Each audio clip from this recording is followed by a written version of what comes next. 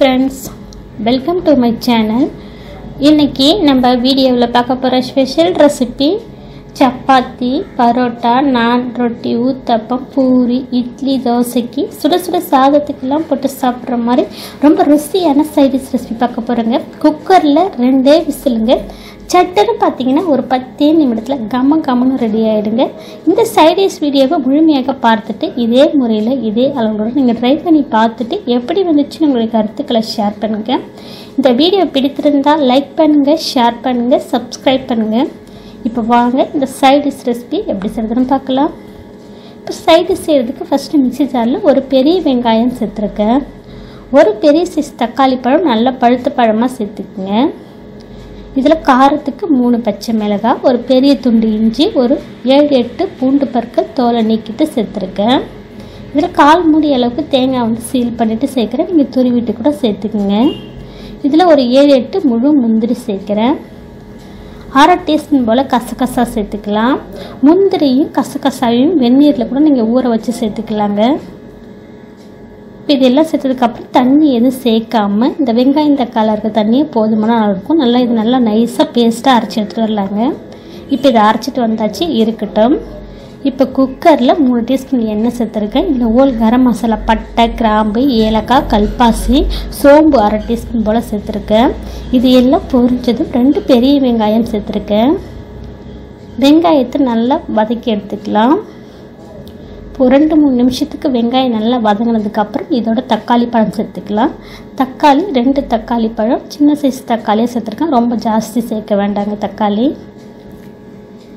இப்போ தக்காளி சேர்த்து வெங்காயத்தோட நல்லா ஒரு 3-4 நிமிஷத்துக்கு வெங்காயம் தக்காளியை வதக்கி எடுத்துக்கலாங்க.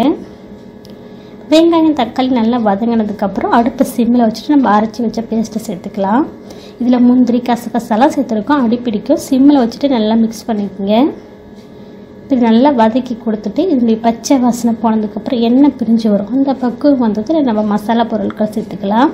1/4 டீஸ்பூன் போல் மஞ்சள் பொடி, 1 டீஸ்பூன் போல் குழம்பு மிளகாத்தூள் சேர்க்குறேன். குழம்பு மிளகாத்தூள் இல்லைன்னா அதுக்கு பதில் 1/2 டீஸ்பூன் மல்லித்தூள், 1/2 டீஸ்பூன் தனி மிளகாத்தூள் சேர்த்துக்குங்க. இப்போ சேர்த்து நல்லா மிக்ஸ் பண்ணிவிட்டு இதை தண்ணி சேர்த்துக்கலாங்க. தண்ணி பார்த்திங்கன்னா 1.5 டம்ளர் அளவுக்கு சேர்க்குறேன். இப்போ ஒரு 300 ml தண்ணி சேர்த்துக்கலாங்க. இப்போ தண்ணி சேர்த்து மிக்ஸ் பண்ணிவிட்டு இதில் நம்ம உப்பு சேர்த்துக்கலாம். உப்பு பார்த்திங்கன்னா ஒரு 1/2 டீஸ்பூன் போல் உப்பு சேர்க்குறேன். இப்போ உப்பு சேர்த்து நல்லா மிக்ஸ் பண்ணிக்கோங்க. உப்பு காரெலாம் செக் பண்ணிவிட்டு ஒரு கொதி வரட்டுங்க. 1 நிமிஷம் போல் கொதிக்க வச்சுருக்கேன். இப்போ நல்லா சலசலன்னு கொதி வரும்போது ஒரு வாட்டி மிக்ஸ் பண்ணிவிட்டு குக்கர் மூடி போட்டுக்கலாங்க. குக்கர் மூடி ஃபிட் பண்ணி 2 விசில் விட்டுடலாங்க மீடியம் ஃப்ளேமில். 2 விசில் வந்து விசில் கட் ஃபுல்லாக அடங்கினதுக்கப்புறம் நான் இப்போ மூடியை ஓப்பன் பண்ணுறேன். நம்மளுடைய குருமா ரெடி ஆகிடுச்சுங்க. இட்லி குருமா இந்த மாதிரி நீங்கள் ட்ரை பண்ணி பாருங்கள். ரொம்ப ருசியாக இருக்குங்க. இட்லிக்கு மட்டும் கிடையாதுங்க, தோசை, சப்பாத்தி, ரொட்டி, ஊத்தப்பம், சுட சுட சாதத்துக்கெல்லாம் போட்டு சாப்பிட்லாம். ரொம்ப ருசியாக இருக்குது அந்த சைடிஷ் ரெசிபி.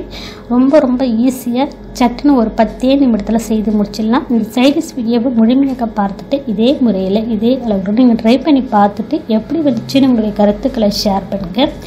இந்த வீடியோ உங்களுக்கு பிடித்திருந்தால் லைக் பண்ணுங்கள், ஷேர் பண்ணுங்கள். நம்ம சேனலுக்கு மறக்காமல் சப்ஸ்கிரைப் பண்ணுங்கள். கூடவே பெல் ஐக்கானை கிளிக் பண்ணி வச்சுக்கோங்க. அதில் ஆல் ஆப்ஷன் வரும், அதையும் கிளிக் பண்ணி வச்சுக்கோங்க. அப்போ தான் அடுத்தடுத்து போடக்கூடிய புத்தம்புது வீடியோக்கள் உடனுக்குடன் அப்டேட் ஆகும். இந்த வீடியோவை ஸ்கிப் பண்ணாமல் முழுமையாக பார்த்ததுக்கு நன்றி. வணக்கம்.